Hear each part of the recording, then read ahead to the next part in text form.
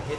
कसं बघता याकडे, कारण एका बाजूला विरोध वाढत असताना अशा पद्धतीनं निर्णय? मला वाटते निवडणुकीच्या आधी शक्तीपीठ महामार्ग रद्द अशी तत्कालीन मुख्यमंत्र्यांनी भूमिका घेतली होती आणि जाहीर केलं होतं, ते सगळ्यांच्या समोर जाहीर केलं.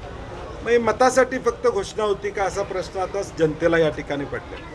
आणि मग गरज नसलेला महामार्ग, मी सातत्यानं म्हणतोय गरज नसलेला, याला कारण आहे कारण की रत्नागिरी नागपूर हायवे आहे आणि म्हणून गरज नसलेला महामार्ग शेतकऱ्यांच्या माती लादू नका अशी आमची पुन्हा एकदा शासनाला विनंती असते.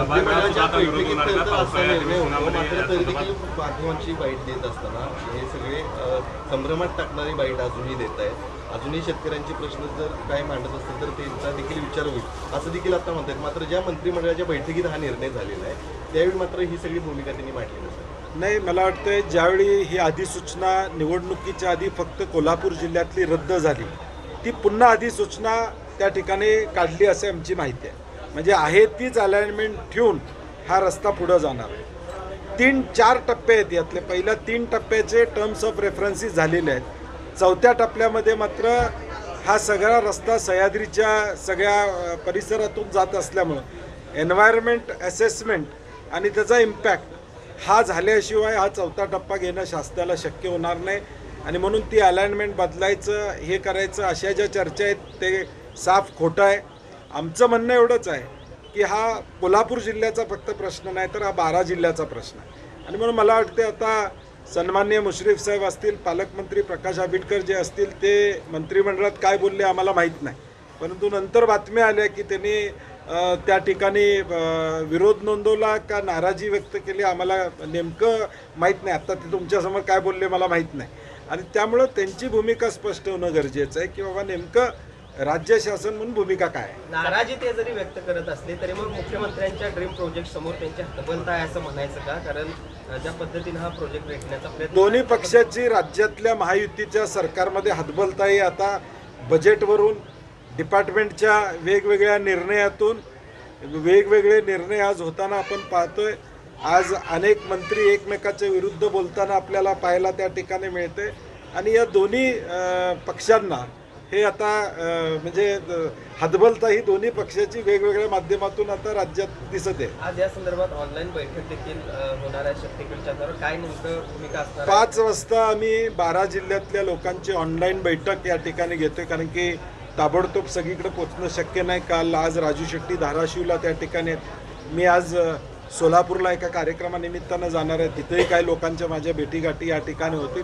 आणि पुढची रणनीती या संदर्भात ती या 12 जिल्ह्यातली काय असेल हे आम्ही निश्चितपणे त्या ठिकाणी ठरवू. महाविकास आघाडी म्हणून या सगळ्या प्रश्नामध्ये पहिल्यापासून आम्ही आहोत, पुढे देखील शेतकऱ्यांच्या पाठीशी आम्ही राहू. अधिवेशनामध्ये काय मुद्दा या संदर्भातला मांडणार? नाही, अधिवेशनात आम्ही मागच्या वेळी मुद्दा मांडलेलाच आहे. आता अधिवेशनात मंजूर किंवा हा नामंजूरचा विषय नाही, कॅबिनेटने याला मंजुरी दिलेली आहे. एका बाजूला 9.5 लाख कोटीचं कर्ज या राज्यावर आहे. आता परत हे हुडकोकडून कर्ज घेणार आहेत.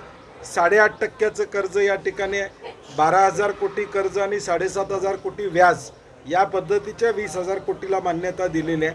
आणि मला वाटते आता अर्थ DPDCला आता निधी किती आला हे आपण सगळ्यांनी पाहिलेलं आहे. गोपीनाथ मुंडे साहेबांच्या नावानं असणाऱ्या विम्याचे शेतकऱ्यांचे पैसे अजून मिळालेले नाहीत. सोयाबीनला या ठिकाणी भाव त्या ठिकाणी मिळालेला नाही. परंतु प्रायोरिटी ही कॉन्ट्रॅक्टर धार्जिन प्रायोरिटी या राज्य शासनाची आहे. खरं तर परवा मंत्रिमंडळाची बैठक झाली त्यानंतर सूचना दिल्याचं समजतं की अजितदादा जो काही निधी वाटप करतात त्यावर वॉच ठेवा.